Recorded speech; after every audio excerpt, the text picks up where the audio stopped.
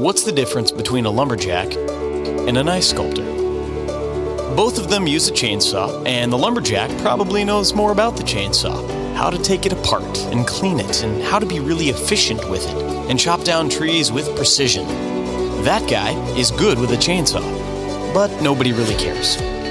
Now, when the ice sculptor uses that chainsaw to make, say, a giant ice dragon, crowds gather, people talk about it, and nobody cares if he really knows how the chainsaw works. They don't say, that guy is good with the chainsaw.